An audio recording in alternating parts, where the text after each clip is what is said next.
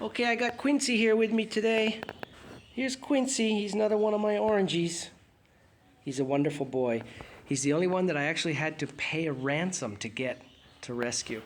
I was forced to pay a ransom to get him.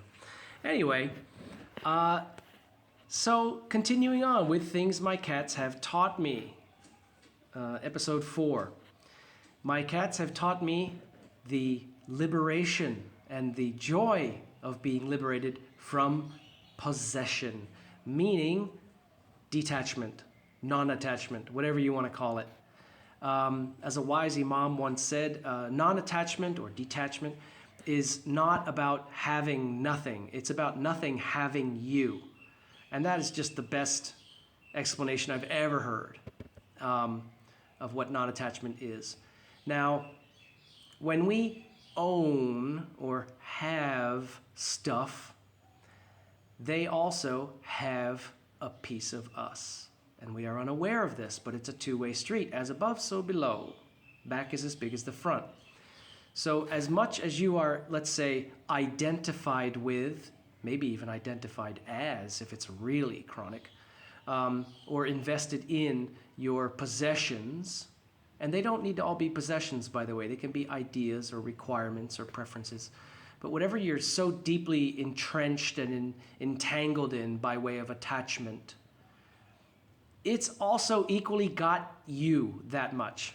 And so you are not free. And you've grown accustomed to living with carrying that on your shoulders. That weight is why your neck hurts. That weight is why you get migraines. That weight is responsible for that ever-present subtle restlessness in the back of your mind, at least for a large portion of it, of course. So, stuff that we have has us too. Now, cats have, when cats enter your life, they will very swiftly and persistently assist you in unburdening that. Unburdening what has been. All right? They're going to wreck your stuff. All of it. Including that heirloom that your grandma gave you that was so absolutely dear to you and precious, and that's gone. Wrecked. And that thing you made, you know, maybe when you were a kid and it just held such good memories and it was just irreplaceably, that's gone. You know, or that whatever that you just invested so much value in. And maybe it was physically valuable, you know. Believe me, they have wrecked things that were expensive that I had, and I just have stopped replacing them. One by one, whatever they can knock off, throw down, smash, tip over, it's gone. And in the beginning, let me just warn you, do not lose yourself to anger. Do not allow yourself to be swept away by the initial rush of rage and outrage and shock when that precious crystal glass expensive thingy shatters. Stop and immediately check yourself and say, I love my cat more than I love that thing, even though that thing was valuable to me. I love my cat more greatly than I am upset at that thing being wrecked. God forbid, don't ever lunge out at them or anything like that. You will do permanent, first of all, you could hurt them, which would be unspeakable, but you could do irreversible psychological and bonding type damage. Psycho-emotional, I'll call it. You could do irreversible damage. You could permanently destroy their trust in you and the relationship that you had. And that is more valuable than the thing that they just wrecked. You might not see it instantly. You might see it, regrettably, 1 or 2 seconds after you lost yourself to anger. So don't do that. And here's Nima. Nima just came to me, so we're going to say hi. This is Nima. She's another one of my Bhutanese named girls. Yeah, she's a sweetheart. I saw her face in a dream and then went and adopted her. So Your cats are going to teach you non-attachment, whether you like it or not.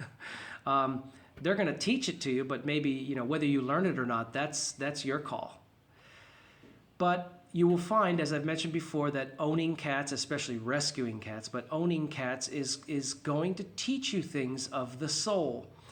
And man, no wonder the Egyptians worshipped them.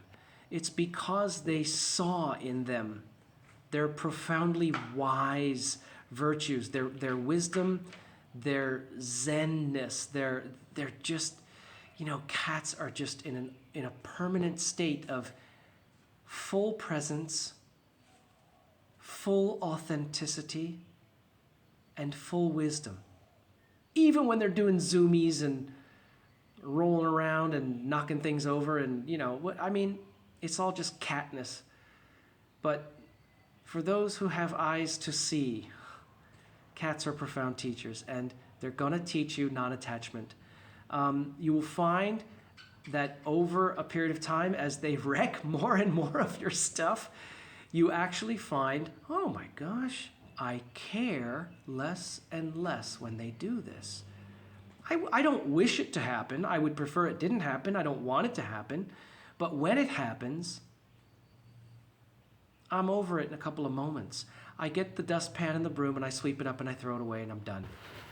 I don't need to languish over it and grieve and rage over some object or possession of mine being no more courtesy of my cats. And then you'll get to the point where it'll be like a two-track response. There'll be two tracks. There will be the shock and rage, like, oh no, damn, you know. But then the other one will be like, can't believe you just did it again. You guys are out of control. And I love you. Well, that's reaching a new plateau. And your cats are going to help you get there, whether you like it or not. So, there's number 4 in my series of things my cats have taught me. The simple, contented liberation and bliss of disengaging from attachment. Enjoy.